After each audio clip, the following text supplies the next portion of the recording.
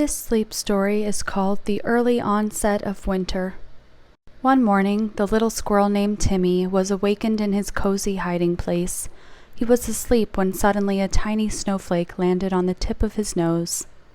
Timmy shook his bushy fur, blinked his dark beady eyes at the sky, and thought, if the first snow is falling, then it will be winter soon. The squirrel walked through the forest and called out, "Friends, winter is coming soon. I saw a snowflake today." But none of the other forest dwellers answered, and all of his friends were still asleep and would not be alarmed. "All right, I'll go by myself," Timmy decided bravely. He grabbed his basket, strapped it around his back, and headed for a meadow with lots of nut trees. The path to the meadow was long, and with each step it got colder and windier. This can't be happening, Timmy thought. Why is winter coming so early this year? I haven't collected anything yet, and once the snow gets here, I'll find fewer nuts. After the long hike to the meadow, he diligently dug and dug under the big trees. Every now and then he would find a dropped nut or buried acorn from the last year. He carefully placed his spoils in the basket. When the basket was half full, it began to get dark, and Timmy decided to find a place to sleep. He found an abandoned nest in one of the nut trees and snuggled in. Tomorrow the search for nuts will continue, he thought to himself. When the little squirrel woke up the next day, he saw a thick blanket of snow on the meadow. Oh no, winter is here! Timmy climbed down from the tree and began to reach the ground with his paws through the solid blanket of snow. The search for nuts was arduous. It was bitterly cold, and Timmy only found a few edible things.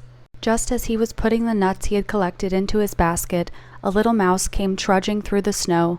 Little ice crystals stuck to his whiskers. "Hello, Timmy. I see you started collecting in time and have already found many nuts. I slept through the onset of winter and now I have nothing to eat." Timmy saw that the little mouse was cold and must be hungry. "All right, little mouse, I can give you some nuts." The little mouse thanked him and went back into the forest with the nuts. Shortly after, a little hedgehog came out and said, "Hello, Timmy. It's terribly cold, isn't it? I didn't expect the rapid onset of winter at all. Before I go into hibernation, I have to eat something.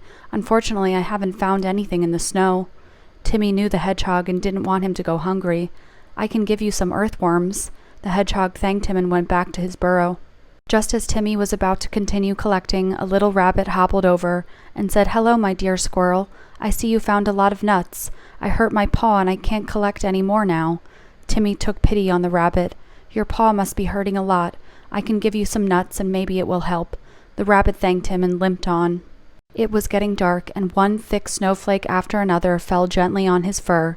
Sometimes he shook himself because it got too cold. Then behind a tree he saw a little bird. "Hello, little bird, what are you doing? Shouldn't you be sitting in the tree or flying around?"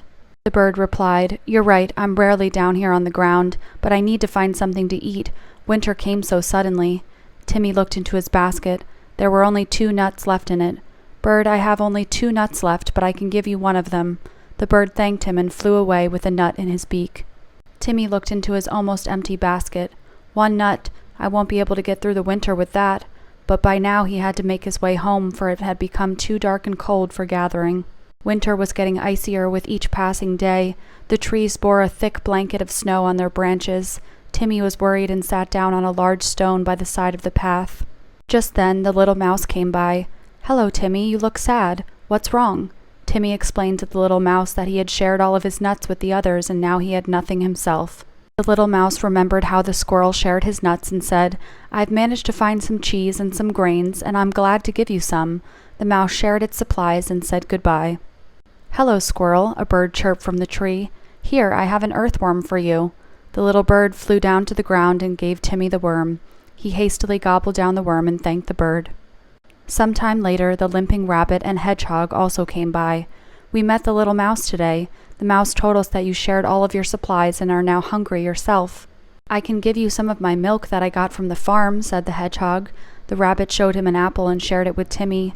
"We'll all keep looking for supplies, and we can show you a place where you'll find lots of nuts." "There is enough food for us all on the way to the human settlement," reported the hedgehog. "Thank you. I'll be very happy to come with you." The little squirrel arranged to meet the hedgehog and the rabbit. They were going to meet at sunrise the next morning. The little squirrel was grateful for the help of the other animals and was no longer afraid of winter. He snuggled into his nest and looked forward to the next day's joint search for supplies.